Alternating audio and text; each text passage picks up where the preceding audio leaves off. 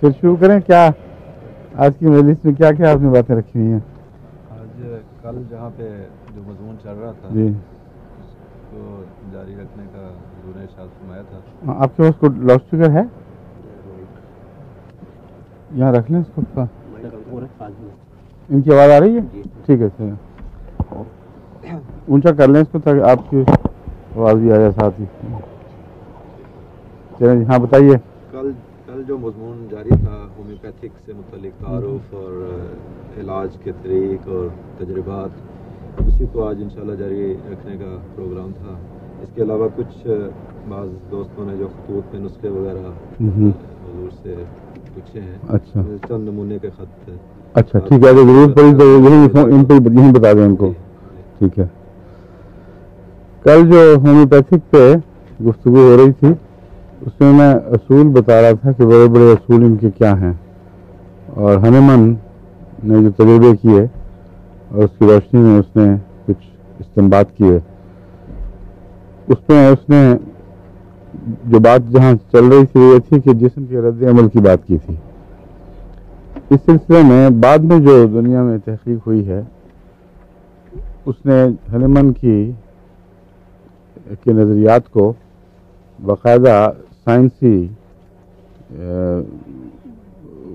طور پر درست قرار دیا، اور یعنی اس کے حوالے سے تو درست قرار نہیں دیا. جو سائنس نے دریافتیں کی ہیں انہوں نے ہنیمن کے نظریے کی تائید کی ہے، اور امیونالوجی پر جو تحقیق ہوئی ہے یعنی جسم کے اندرونی نظام دفاع پر، وہ تو حیرت انگیز ہے. اور یہ جو خیال تھا کہ اتنا ہلکا دوا کا اثر ہو اور اس کو جسم کس طرح محسوس کر سکتا ہے، کس طرح اس کے خلاف رد عمل کر سکتا ہے، اس کو بھی باقاعدہ سائنسی تجارب نے تقویت دی ہے. اس سوال کو، اس کے حق میں بہت سے شواہد تجارب کے بعد ان کے سامنے آئے ہیں. مثلا جس کو ہم الرجی کہتے ہیں، الرجیز ہوتی ہیں نا، اس کے متعلق جو انہوں نے تحقیق کی ہے وہ ایسی حیرت انگیز ہے کہ آدمی اور خود سائنسدان جو انہوں نے تحقیق کی ہے وہ سمجھ نہیں سکے کہ کیسے ممکن ہے. مثلا ایک امریکہ میں ایک عورت کو انڈے کی بو کی الرجی تھی اور شدید دمہ ہو جاتا تھا. وہ ایک بہت بڑے بلاک میں 30ویں جو اس سے اوپر کی منزل پر رہتی تھی، اور اس پر ڈاکٹروں نے مل کر تحقیق کا منصوبہ بنایا اور تمام گھر والوں سے درخواست کر دی کہ تمہارے گھر انڈا نہ آئے، کیونکہ اس گھر سے انڈے نکالے پھر بھی اس کو ہو جاتی تھی. تو کچھ دیر تک اس کو الرجی نہ ہوئی. ساری بلڈنگ سے، جو بہت بڑی اونچی بلڈنگ تھی، اس میں کوئی انڈا نہیں گھسا اس عرصے میں، اور اس کو انہوں نے رکھا قید اس نگرانی کے لیے کہ دیکھیں کوئی اور وجہ تو نہیں جو الرجی ہوتی ہو. پھر ایک دن اس کو الرجی ہو گئی.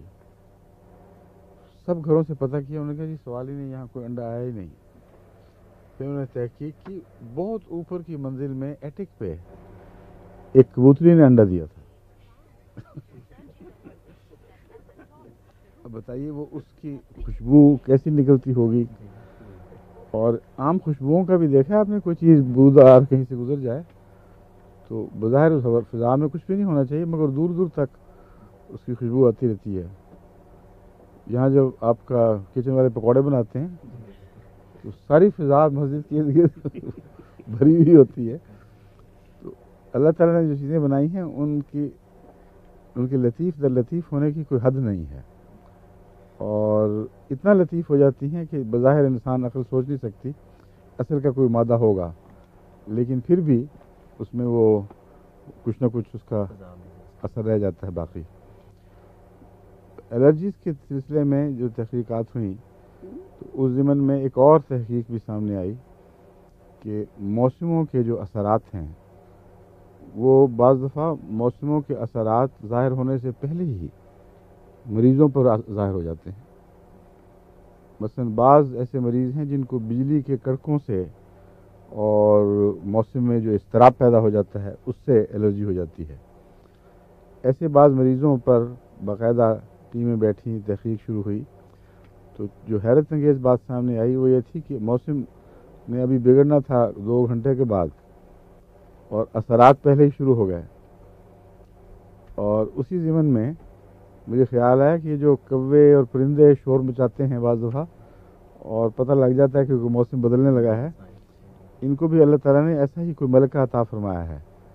ان کے اندر یہ احساس پیدا ہو جاتا ہے. سائنٹیفک آلے جو لگائے گئے بجلی میں تبدیلیاں پیدا کرنے کے، جن سے اندازہ ہوتا کہ کوئی ایسی تبدیلی ہو جو اثر انداز ہوتی ہو، تو ان آلوں نے کچھ ان کو محسوس نہیں کیا. جو بہت ہی باریک قسم کے آلے تھے وہ بھی ناکام رہے، لیکن جس مریض کو بیماری ہونی تھی اس کو ہو گئی. اور انتظار کیا تو پتہ لگا کہ پھر بڑا سخت ایک طوفان آ رہا تھا بعد میں. تو وہ کیا اس کے محرکات ہیں، کون سی تبدیلیاں ایسی پیدا ہو جاتی ہیں جن سے فضا میں ایک خاص قسم کا ایک ارتعاش پیدا ہوتا ہے جس کو یہ لوگ محسوس کر لیتے ہیں. اس پر ابھی سائنسدان خاموش ہیں، کوئی معین تحقیق نہیں ہو سکی.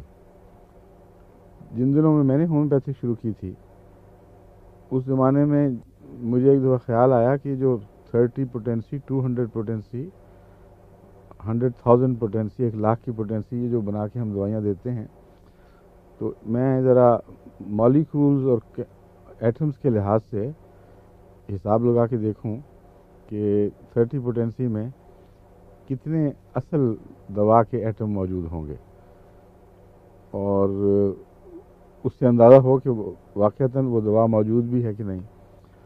تو ربوہ میں نے کیلکولیشنز کی، کچھ ہمارے احمدی سائنسدانوں سے بھی فائدے اٹھائے، تو پتہ چلا کہ کسی بھی دوا کے 23ویں طاقت کے بعد جو بھی دوا بنتی ہے اس میں اصل کا ایک ذرہ ہونے کا بھی کوئی امکان نہیں ہے. 23 کا مطلب پتہ کیا ہے؟ 46 زیرو لگائیں ایک کے دائیں طرف اور وہ اتنا حصہ ہوگا. ایک لکھ کر بٹا 46 زیرو. یہ ہمارے سازان بیٹھے ہوئے ہیں یہاں مال والے، کیوں کوئی رقم کا اندازہ ہے آپ کو کتنی بنتی ہوگی؟ کوئی کیلکولیشن اس کی ہیومن لینگویج میں موجود نہیں. اور جو سائنسدانوں نے ایٹمز کے شمار کیے ہیں، اس حساب سے ہم نے ان کی باقاعدہ کتابیں دیکھ کر اندازہ لگایا کہ 23 کے بعد کسی مادے کا اس پوٹینسی میں موجود رہنا ناممکن ہے. ان دنوں میری طبیعت اس پہ کافی منغص ہوئی، اور میں نے کہا کہ یہ نہ ہو کہ ہم اپنے وہم و گمان میں مبتلا ہوں. تو لیکن اس کے برعکس شواہد اتنے کڑے تھے، سخت تھے، کہ یہ دل نہیں چاہتا تھا کہ یوں چھوڑ دینے کو. اور ان دنوں میں تردد کی حالت میں اللہ تعالیٰ نے کچھ ایسا تصرف فرمایا کہ 1,00,000 پوٹینسی میں کسی کو میں نے دوا دی، اور اتنا نمایاں اس کا رد عمل ہوا، اور وہی ہوا جو کتاب میں لکھا ہوا ہے، کہ اس سے پھر اور بھی زیادہ دل ڈول گیا کہ یہ قصہ کیا ہے. ایک طرف اتنے قطعی شواہد، ایک طرف اتنا قطعی حسابی وہ کیا کہتے ہیں اس اربا لگانا. اس کی روح سے اگر 23 طاقت کے بعد ممکن نہیں ہے کہ اصل مادہ باقی رہا ہو، تو 100 طاقت کا مطلب یہ ہے 200 زیرو، اور 200 پوٹینسی جو عام استعمال کرتے ہیں اس کا مطلب ہے 400 زیروز، الف ایک کے دائیں طرف. اور جن پوٹینسیوں پر راجہ صاحب کا ہاتھ کھلا ہوا ہے، 1,00,000 راجہ نذیرہ میں صاحب بڑے بے تکلف ہو کے استعمال کرتے ہیں. اور ہمارے وقف جدید کے جو ڈاکٹر ہیں وہ بھی، ان کو شوق ہے لاکھ کا کثرت سے استعمال کیا جائے، لکھپتی کہلاتے ہیں وہ میرے نزدیک. وہ بھی، اور اس کا مطلب ہے 1,00,000 کے بجائے کے ساتھ 1 لکھ کر 2,00,000 زیرو بناؤ. وہ میں نے ایک دفعہ کیلکولیٹ کیا تو پتہ لگا ساری کائنات میں جو ذرات ہیں ان سے زیادہ فگر بنتی ہے یہ خدا تعالیٰ کی ساری کائنات میں، جس کا جو قطر ہے، قطر نہیں، اس کو کیا کہتے ہیں، ایکسپینس، نہیں وہ جو ایک تو ریڈیس ہوتا ہے نا، ریڈیس ہوتا ہے نا آدھا، اس کا ڈبل کیا ہوتا ہے؟ نہیں، اس کو اردو کیا ہے کچھ پتا؟ ڈائمیٹر ہی مراد ہے. ایک کنارے سے دوسرے کنارے تک اس کائنات کا فاصلہ اتنا ہے کہ اب تک 18 سے لے کر 20 ملین سال تک کا اندازہ ہے کہ ان کے ایک کنارے کا دوسرے کنارے تک اتنا فاصلہ ہے، 20 ملین نہیں، 20 ارب سال، کہ روشنی اگر 1,86,000 میل فی سیکنڈ کے لحاظ سے ایک طرف سے سفر شروع کرے تو 18 سے 20 ارب سال کے بعد وہاں پہنچے، اور چونکہ وہ روشنی کی رفتار کے قریب رفتار سے اور دور ہٹ رہے ہیں ایک دوسرے سے کنارے، تو جب وہاں پہنچے گی تو 20 ارب سال کے قریب اور آگے جا چکا ہوگا۔ نہیں پتہ نہیں، مجھے نہیں پتہ، چھوڑ دیں اس کو۔ سوال یہ ہے کہ اس کے اندر جو مادہ ہے اس کے متعلق قرآن کریم تو فرما رہا ہے کہ زمین و آسمان اور جو ان کے اندر ہے، جسے پتہ چلتا ہے کہ بہت سی باتیں ہیں جو انسان کے علم میں نہیں ہیں، اللہ تعالیٰ فرما رہا ہے کہ وہاں ہے کچھ نہ کچھ۔ اب انہوں نے ڈارک میٹر معلوم کر لی ہے کہ جو نظر نہیں آتی، مگر کوئی بھی اسپیس ایسی نہیں جس میں کوئی مادہ موجود نہ ہو، تو اس کو اگر شامل کریں تو حجم بہت ہی زیادہ بڑھ جاتا ہے، اور جو میتھ انہوں نے کیلکولیٹ کیا تھا سائنسدانوں نے، وہ بلیک میٹر کو کریں تو وہ بے شمار اس سے زیادہ ہو جاتا ہے۔ تو ان سب کے ذرے بھی شامل کر لیں آپ، تو ایک کے دائیں طرف 2 لاکھ زیرو لکھیں تو جو عدد بنتا ہے وہ اس سے زیادہ ہے، اور بعض ہومیوپیتھ 10 لاکھ تک بھی چلے جاتے ہیں، اور 1 لاکھ کے رد عمل میں نے خود بھی دیکھے ہوئے ہیں۔ تو یہ وہ توہمات تھے جن کی وجہ سے بہت طبیعت منغص ہوئی۔ میں نے کہا ہو کیا رہا ہے تماشا، کوئی جس کا یقین مجھے نہ ہو میں دوسروں کو کیسے دے سکتا ہوں۔ اس بنا پر دعا کی تو اللہ تعالیٰ نے ایک مضمون مجھے سمجھایا، یعنی الہامن نہیں، مگر دل میں یہ بات پیدا ہو گئی اور پھر دل مطمئن ہو گیا کہ خدا تعالیٰ نے کوئی میموری سسٹم بنایا ہوا ہے، اور میموری سسٹم کا مطلب یہ ہے کہ ایک چیز جب دوسرے سے رابطے میں آتی ہے تو اس کے اصل ذرے خواہ اس سے چمٹے رہیں یا نہ چمٹے رہیں، اس کی یادداشت کی چھاپ پڑ جاتی ہے، اور یہ یادداشت جتنا چاہو ہلکی کر لو لیکن مٹے گی نہیں کبھی۔ جو ایک دفعہ نقش جم گیا وہ جم گیا، اور وہ پھر قیامت تک نہیں مٹ سکتا، وہ ہلکا ہو کے مغلوب ہو جائے گا۔ یہ جو نظریہ تھا اس سے مجھے اطمینان ہوا کہ اصل ذرے کی تلاش کی ضرورت ہی کوئی نہیں، جب تک یہ بات ثابت ہوتی رہے کہ چھاپ موجود ہے ہمارے لیے کافی ہے۔ انگلستان آنے کے بعد چند سال پہلے مجھے ایک بات سے حیرت ہوئی کہ ایک دفعہ بہت بڑی بڑی خبریں اخباروں میں شائع ہوئیں کہ فرانس کے ایک نوبل laureate جو فزکس میں یا کسی اور مضمون میں، اس میں غالباً بایو کیمسٹری میں، وہ نوبل پرائز حاصل کر چکا تھا، اس نے اور اس کے ایک ساتھی نے ایک ہومیوپیتھ سے مل کر تجربے کیے کہ یہ جو پوٹینسیاں بتاتے ہیں کیا بایو کیمیکلی جسم پر واقعتاً کوئی رد عمل ظاہر ہوتا ہے کہ نہیں۔ تو انہوں نے دیکھا کہ ان دواؤں کا جن کا کیلکولیشن کے لحاظ سے اصل کا موجود رہنا ناممکن ہے، ان کا اصل رد عمل بالکل وہی ہوا جو اس ہومیوپیتھ نے ان کو بتایا تھا کہ یہ ہونا چاہیے۔ تو اس پر انہوں نے یہی تھیوری پیش کی، میموری تھیوری، اور اس کا عنوان یہی چھپا ہوا تھا کہ میموری تھیوری۔ اس پر بعض سائنسدانوں نے اس پہ اعتراض بھی کیے، پھر معاملہ آہستہ آہستہ ٹھنڈا پڑ گیا، لیکن جو اعتراض میں نے دیکھے ان کا جواب واضح موجود تھا، کیونکہ انہوں نے اپنی طرف سے کسی مریض پر اس کو دہرایا جس کی وہ رد عمل نہیں ہوا بعضوں پہ۔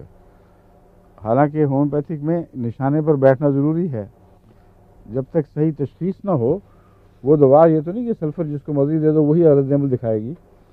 اس کا نظریہ ہے یہی کہ بالکل ان علامتوں سے ملتی جلتی بیرونی علامتوں والی چیز، کوئی بیرونی چیز جس میں وہ علامتیں ہوں، وہ دی جائے تو روح اس کے خلاف رد عمل دکھاتی ہے۔ یہاں میں نے روح کا لفظ بولا ہے اب، اس لیے کہ جو بھی رد عمل ہوتا ہے وہ اتنی لطیف حد تک لطیف در لطیف ہو چکا ہوتا ہے کہ اس کا جسمانی رد عمل کو تصور میں نہیں آ سکتا۔ انسان کی کانشیسنس، سب کانشیسنس میں بظاہر اس کا کوئی ریکارڈ نہیں معلوم ہوتا، تو عین ممکن ہے کہ یہ روح کا شعور اس لطافت کو محسوس کرتا ہو. اور تب میرا دماغ حضرت مسیح علیہ السلام کے اس ارشاد کی طرف گیا کہ روحانی ذریعے سے مجھے معلوم ہوا ہے اور روحانی پر زور دیا گیا ہے. تو یہ روحانی علاج ہے، مگر ان معنوں میں روحانی علاج نہیں جن معنوں میں لوگ کہتے ہیں کہ پیر فقیر نے دعا کر دی تو ہو گیا، کیونکہ یہ علاج تو بھینسوں پر بھی چلتا ہے اور بالکل مرغیوں پہ بھی چلتا ہے. راجستھان میں کافی کمائی کی ہوئی ہے مرغیوں کے علاج میں. تو اب دیکھ لیں آپ، روحانیت سے اس کا کوئی تعلق نہیں، دنیا کی کمائی کے ساتھ بھی تعلق ہے. جہاں درست بیٹھے وہاں درست بیٹھتا ہے.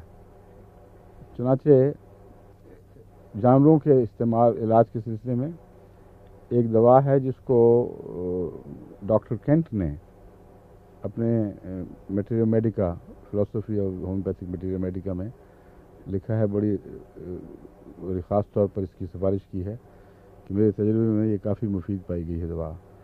وہ ہے اپھارے کی دوا. اور اس کا ڈاکٹر صاحب کو یاد ہے تمہیں اشتہار چھپا کرتا تھا اکسیر افارا کیوریٹو. اب لوگ بے شک ان سے خریدیں مگر دوائی میں بتا دیتا ہوں کیا ہے. وہ کالسیکم 200 ہے، وہ کینٹ نے پیش کی ہے. اور کیا نہیں مجھے یاد ہے ساری دیکھیں. کینٹ نے ذکر کیا ہے کہ عام طور پر اس وقت جب کہ ان کی جانوروں کی کوکھیں بھر گئی ہوں ہوا سے اور پھول چکی ہوں، اور اس وقت لوگ ڈاکٹر کی بجائے قصاب کی طرف دوڑ رہے ہوں کہ اس کا چھری چلے اس کی اور جانور ہمارا گوشت تو بچ جائے کم سے کم. کہتے ہیں اس وقت بجائے اس طرف جانے کے اگر کالسیکم 200 کی کچھ گولیاں اس کے منہ میں ڈال دو تو دیکھو دیکھتے دیکھتے ٹھیک ہو جائے گا. ہماری اپنی وہاں گائے بھینسیں تھیں اور بھیڑیں بھی. ان جانوروں پر میں نے بارہا استعمال کیا ہے اور حیرت انگیز طریقے پر دیکھتے دیکھتے وہ ریلیز ہونا شروع ہو جاتی ہوا، لیکن بعض دفعہ نہیں بھی ہوتی. اس لیے یہ تحدی کرنا ظلم ہے اور عقل کے خلاف ہے کہ ایسے چٹکلے انسان کے ہاتھ میں آ جائیں کہ جس میں خدا کی خدائی اس کے ہاتھ میں سب کنجیاں تھما کر ایک طرف بیٹھ رہے. کسی علاج میں تحدی کا دعویٰ غلط ہے. اور اس ضمن میں نے خود کر کے دیکھا ہے وہ لوگ جو اس کو چٹکلے کے طور پر استعمال کریں کئی دفعہ جانور مر بھی جاتے ہیں. لیکن اور بھی تو وجوہات ہو سکتی ہیں کہ اور دوا تلاش کرنی چاہیے. جب ایک دوا کام نہ کرے تو کسی اور دوا کا سہارا لینا چاہیے. اسی طرح جانوروں کے علاج کے سلسلے میں ڈاکٹر غلام مصطفیٰ صاحب، وہ مسلم الدین صاحب کے عزیز ہیں، ان کے مسلم الدین ان کی بہنوئی ہیں غالباً، ڈاکٹر غلام مصطفیٰ ربا والے، وہ جن کو پنجابی میں ڈنگر ڈاکٹر. ڈنگر ڈاکٹر تو خیر اور قسم کا محاورہ ہے، لیکن ویسے وہ بڑے انسان ڈاکٹر ہیں، بڑے اچھے سلجھے ہوئے. میں جب احمد نگر جایا گیا تھا میرے ساتھ سائیکل پہ وہ اور بعض بھائی بنگلہ دیش جن کو ہم کہتے تھے، یہ بھی ساتھ جایا کرتے تھے. تو انہوں نے مجھ سے ایک دفعہ ذکر کیا کہ ایک بیماری ایسی ہے جس کا ہمارے پاس کوئی علاج نظر نہیں آتا اور اب تک 100% اس میں موت واقع ہوتی ہے، اور وہ ہے سینگوں کا کینسر. سینگ میں نچلے حصے میں ایک کینسر ہوتا ہے اور اس کا کوئی علاج نظر نہیں آتا. اور مجھے یاد نہیں کہ کینٹ میں کہیں میں نے پڑھا تھا یا کسی اور جگہ کہ سورائنم سینگ کے کینسر میں مفید ہے. تو میں نے سورائنم کی 1000 طاقت دی، جو 1000 کا مطلب ہے 2000 صفر ہے، وہ بھی لفظ کوئی ہنسا ہمارے علم میں نہیں ہے. اور ڈاکٹر صاحب لے گئے اور دوسرے دن بانچیں کھلی ہوئی. انہوں نے کہا جی اس کو ہوا تھا جانور کو سینگوں کا کینسر اسٹیبلشڈ، اور میں نے دیا وہ ٹھیک ہونا شروع ہو گیا اور ہفتے کے اندر اندر وہ بالکل ٹھیک اور نارمل ہو گیا. پھر میں نے اور بھی بہت سے مریضوں پر اس کو استعمال کیا. ڈاکٹر صاحب نے بھی باقاعدہ یہ دوا اپنے پاس رکھ لی تھی. اب ان کا تجربہ بتائے گا کہ کتنے حصے میں ناکامی ہوئی، یہ بھی نوٹ کرنا چاہیے.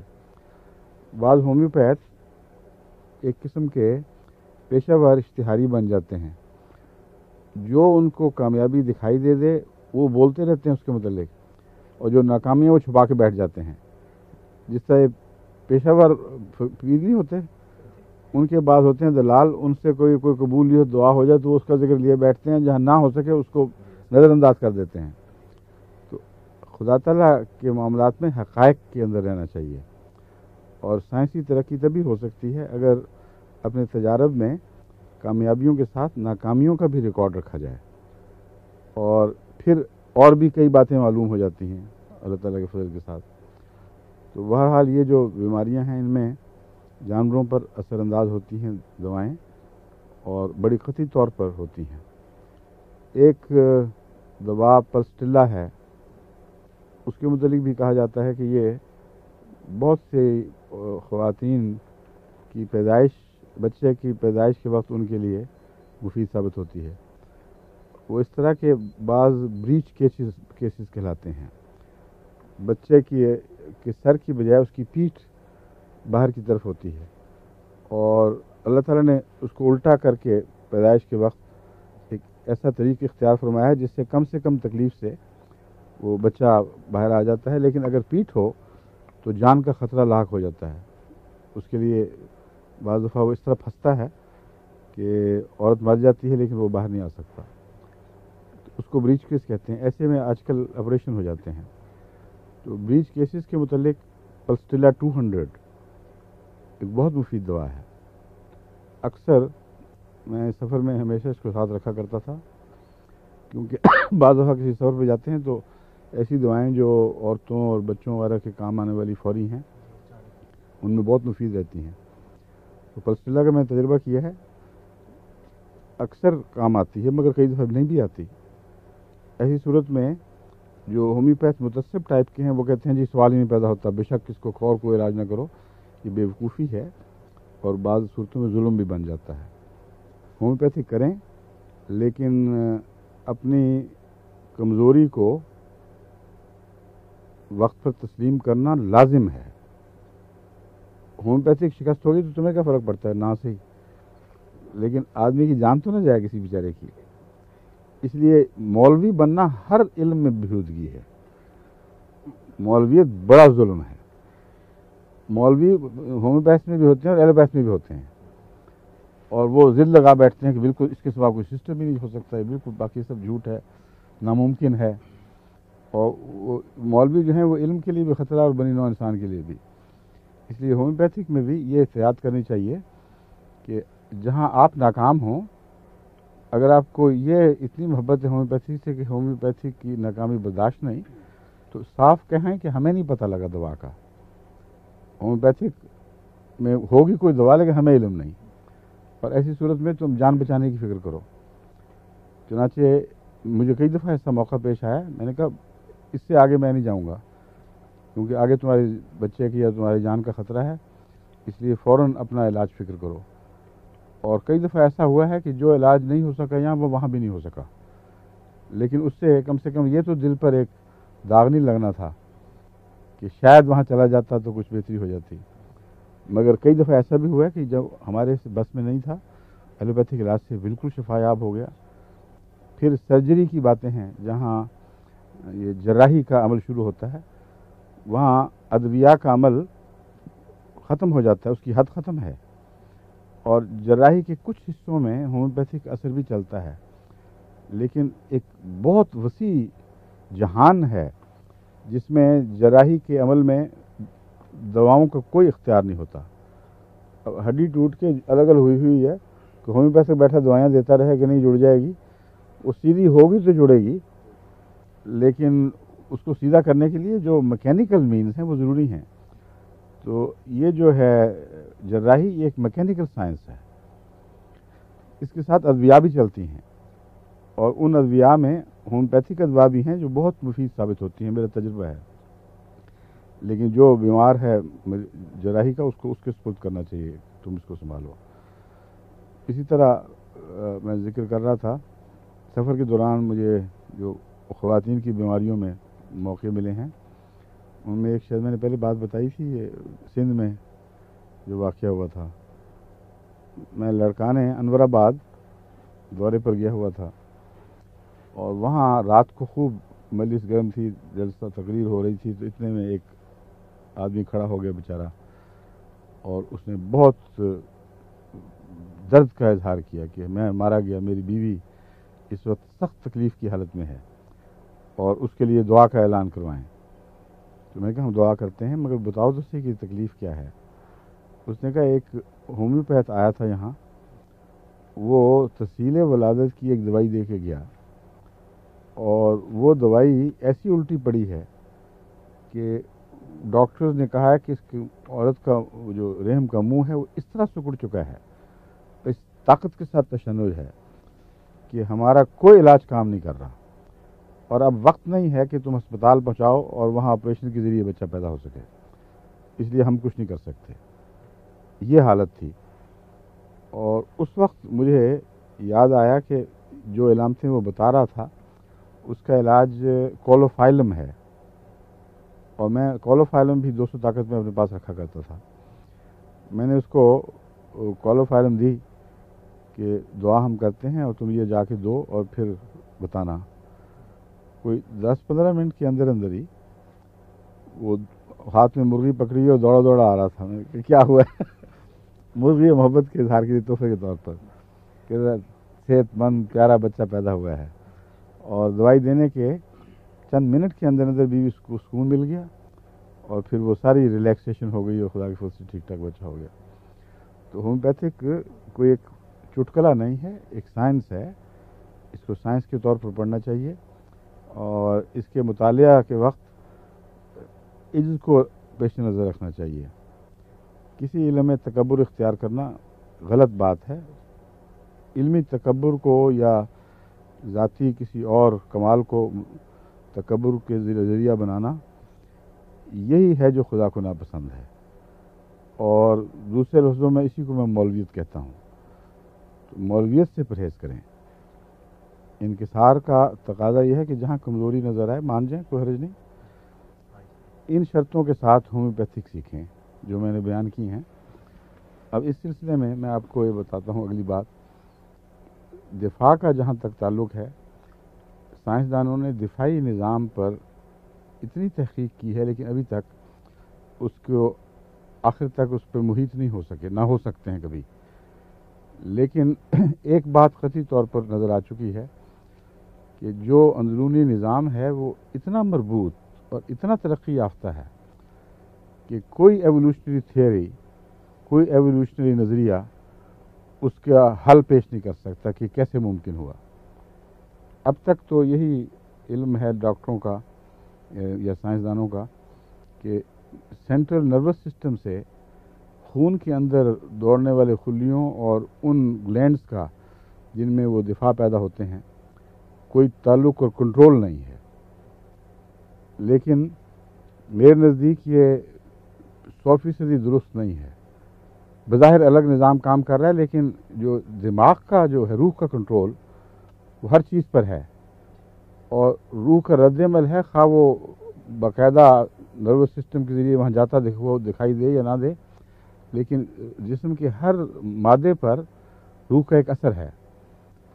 وہ کس طرح اثر وہ دکھاتی ہے ہمیں علم نہیں ہو سکا، لیکن اب تک کی تحقیق جو بتاتی ہے وہ یہ ہے کہ انڈیپینڈنٹ ایک آزاد نظام ہے دفاع کا، اور جو اتنا مربوط اور اتنا مکمل ہے کہ اس کو پڑھتے ہوئے ہوش اڑ جاتے ہیں کہ کیسے ممکن ہوا یہ۔ جب جسم میں کوئی ایسا مادہ داخل ہوتا ہے جس کو وہ کہتے ہیں فورن باڈی، جس کو جسم رد کرنا چاہتا ہے غیر سمجھ کر، تو اس پر کیا ہوتا ہے؟ پہلے کچھ گلینڈز ہیں جو اس کو ایک خاص قسم کا سیل تیار کر کے روانہ کرتے ہیں، یا کئی سیل تیار کرتے ہیں جو ان کی فوراً پروڈکشن ہوتی ہے، یا پہلے سے موجود تھے تو وہ ریلیز کر دیے جاتے ہیں۔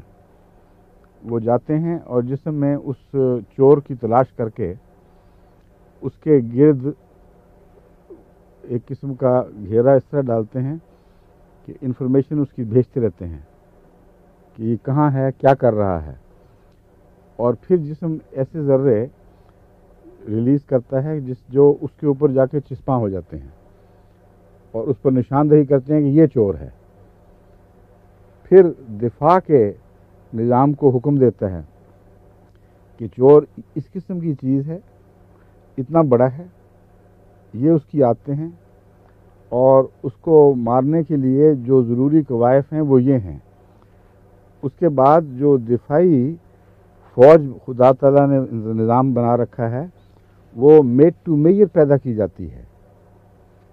لاکھوں قسم کے دفاعی سیل ہیں جو پیدا ہو سکتے ہیں، اور ہر حملے کے لیے الگ سیل ہونا ضروری ہے جو بعین ہی اس کے مقابلے کی طاقت رکھتا ہو، اس کے مطابق ہو۔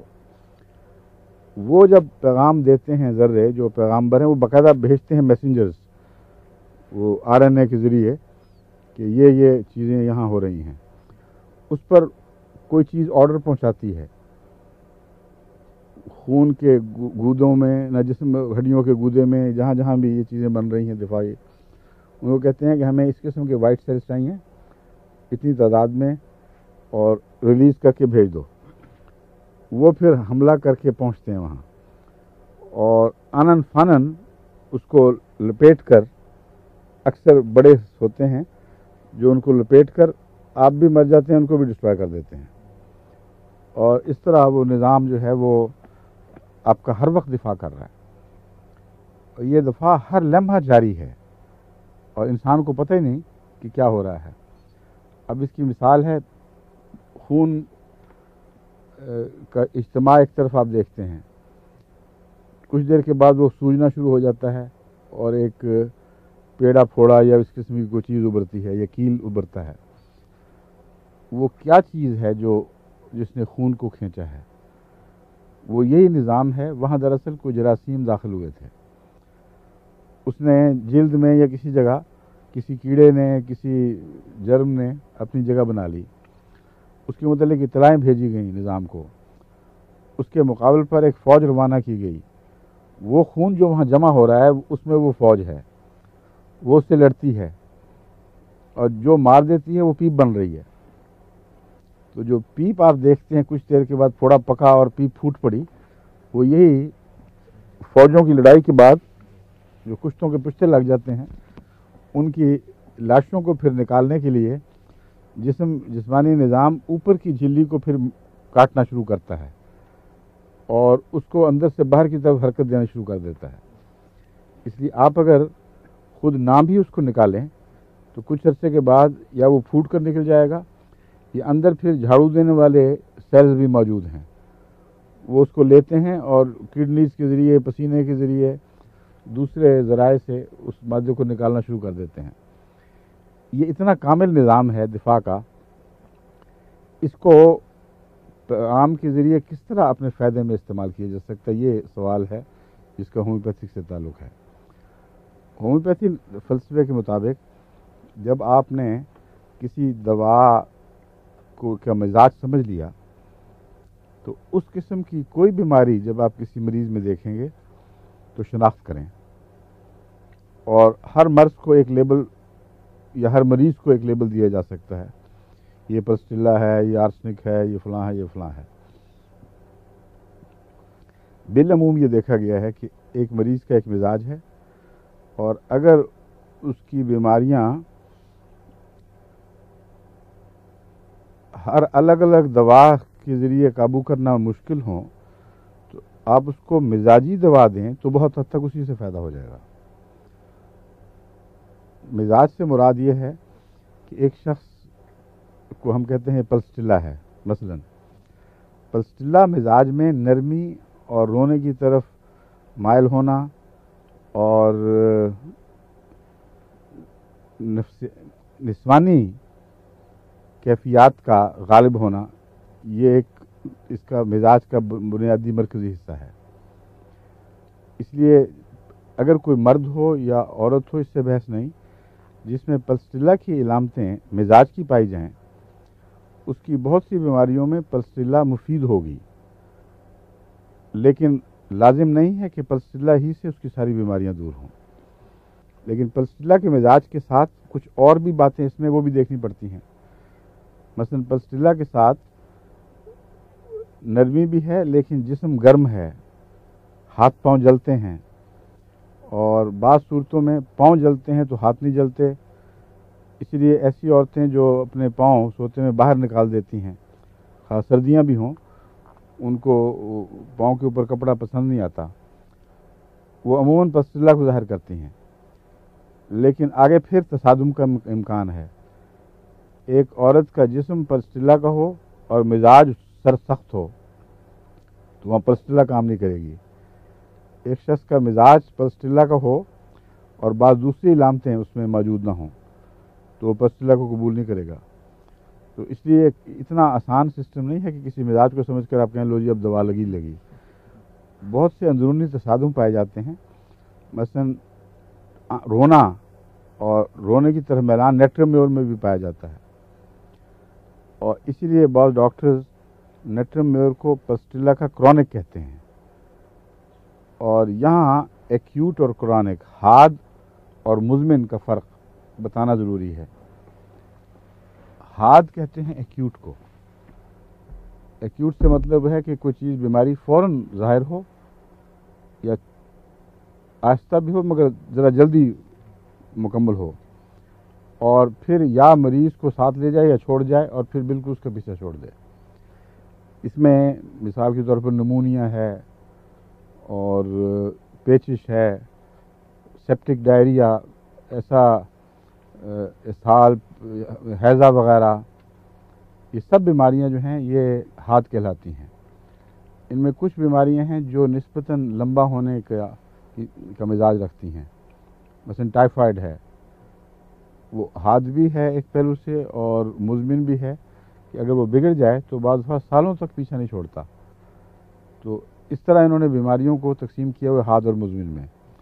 تو بعض دواؤں کو حاد کہہ دیتے ہیں، بعض کو مزمن، دواؤں کو بھی، اس لیے کہ پسٹیلا کا زیادہ تر تعلق آنے جانے والی مرضوں سے ہے، لیکن وہ مرضیں اگر ٹھہر جائیں تو کہتے ہیں اس کا اوپر کا مزاج جو مزمن ہے وہ نیٹرم میور یعنی ٹیبل سالٹ ہے، اور ٹیبل سالٹ اگرچہ ہم روز کھاتے ہیں، ہمارا منہ ہر وقت سالٹ سے بھرا رہتا ہے، اس کے باوجود جس کو ہومیوپیتھک پوٹینسی میں جب اس کو دیا جائے تو یہ اثر کرتا ہے، اور اس کے مزاج میں رونے کی طرف میلان شامل ہے، گہرے غم اور ان کے بد اثرات شامل ہیں۔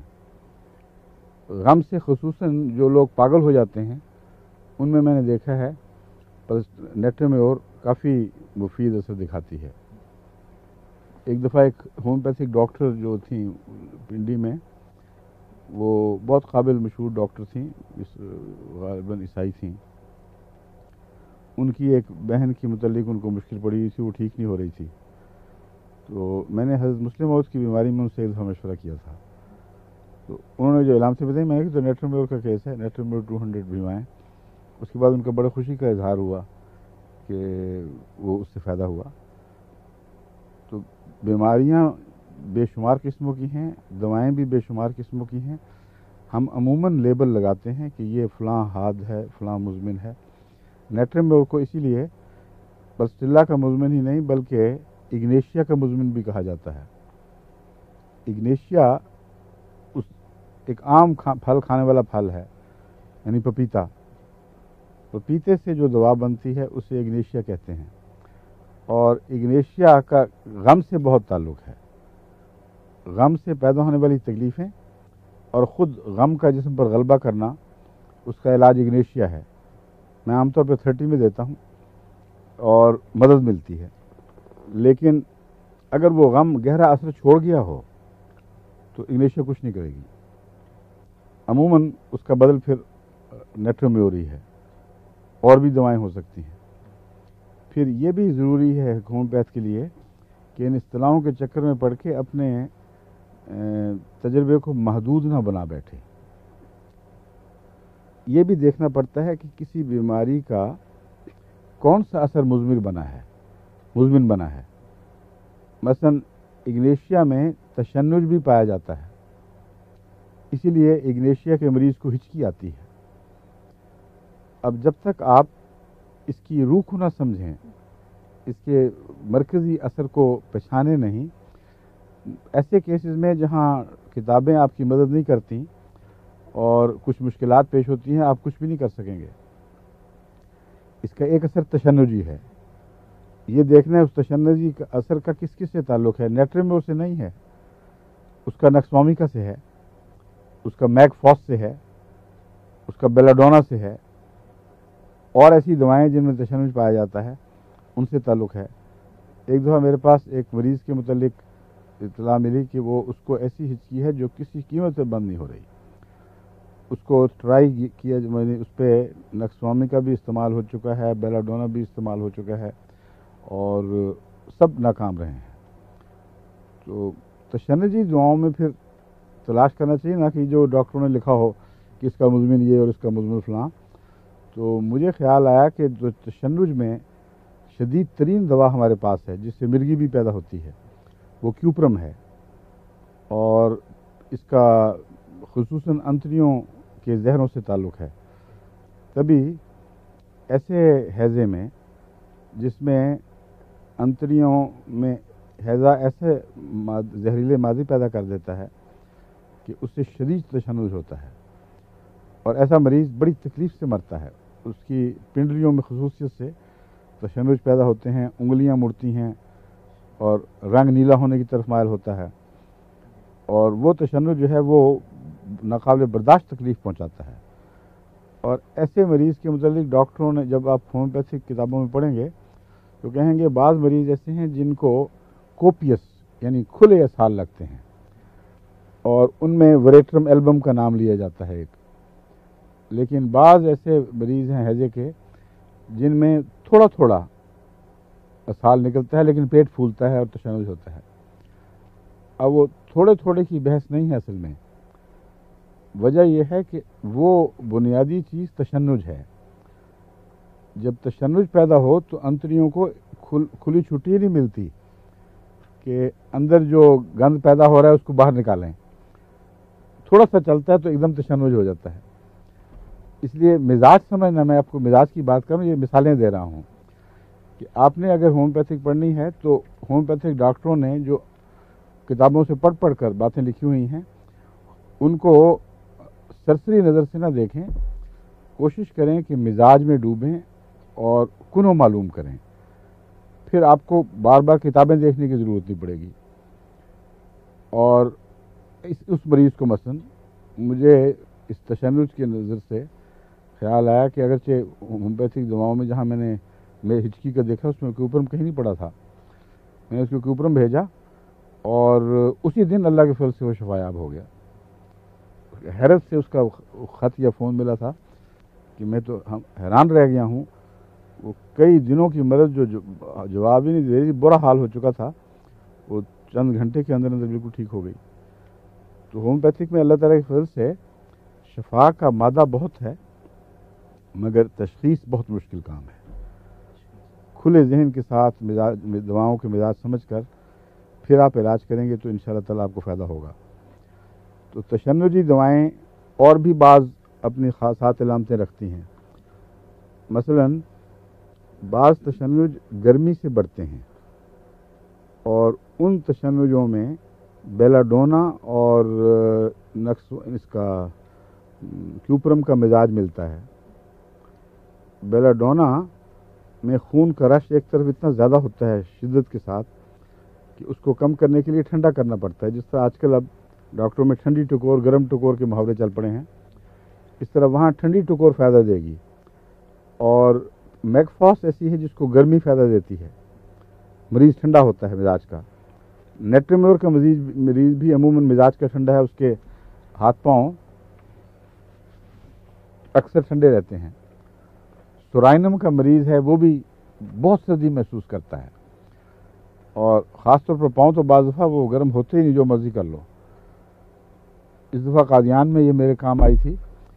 میری بیٹی اونا کو وہاں ایک دم سردی کا دورہ اس طرح پڑا کہ جسم میں حرارت جوابی پیدا ہی نہیں ہو رہی تھی, کیونکہ قادیان میں شوق تھا بہت حد پھرنے کا ادھر ادھر, اور احتیاط نہیں رہی. پاؤں بالکل ٹھنڈے ہوئے تھے.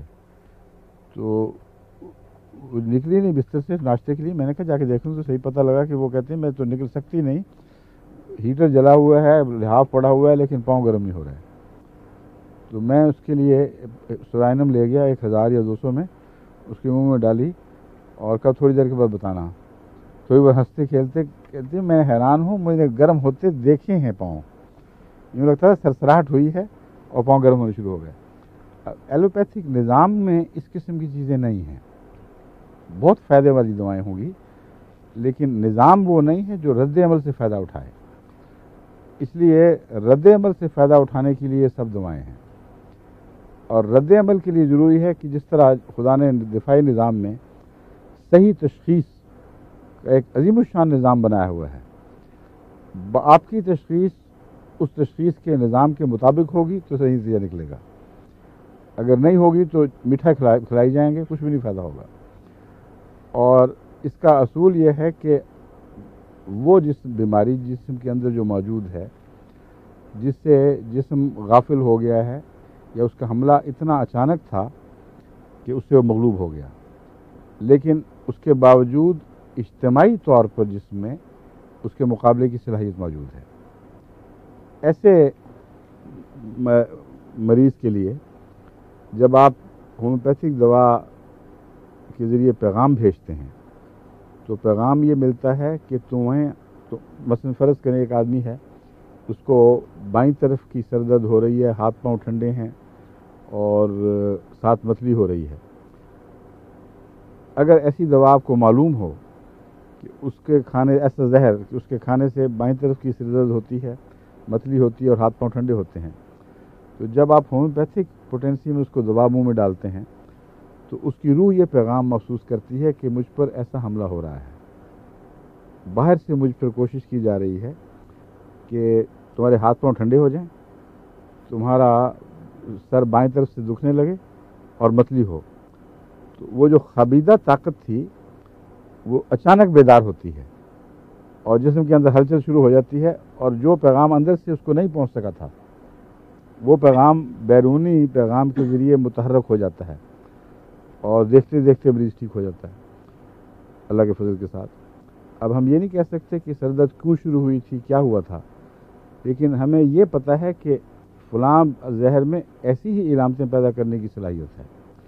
تو ہومیوپیتھک کا نظام اگر حسابی زبان میں بیان کیا جائے تو جیسے ہم حساب کیا کرتے تھے الجبرا میں کہ فرض کرو اصل زر 100 ہے, اگر فرض کرو اصل زر 100 ہے اور اصل زر واقعی 100 ہو تو ایکویشن برابر آئے گی, ورنہ غلطی نکلے گی. پھر آپ اس کو ٹھیک کرتے چلے جائیں گے یہاں تک کہ وہ حسابی اعداد درست ہو جائیں گے جن کا اصل زر واقعی 100 بنتا ہو, پھر صحیح جواب بیٹھے گا. تو ہم یہ فرض کرتے ہیں کہ فرض کرو ایکونائٹ سے ملتا جلتا کوئی زہر اس مریض کو بیمار کیے ہوئے ہے. اگر واقعتاً ایسا ہو تو ایکونائٹ کام کر جائے گا, یعنی اصل بیماری کو دور کرے گا. پھر یہ فرق ہے ہومیوپیتھک طریقہ علاج اور دوسرے علاج میں. ابھی کہتے ہیں 1 منٹ سے رہ گیا, تو پھر اب باقی پھر سے انشاءاللہ. ہر روز ضروری نہیں ہے, کسی دن کر لیا کریں گے, کسی دن نہیں کریں گے. ہاں, کولیسٹرول کو کم کرنے کے لیے پوچھا ہے مبشر صاحب نے, پھر صحیح میں انشاءاللہ دوائی دوں گا اس کے لیے, اور نسخے بھی کل, باقی باتیں پھر صحیح. اچھا جی, السلام علیکم, خدا حافظ, فی امان اللہ.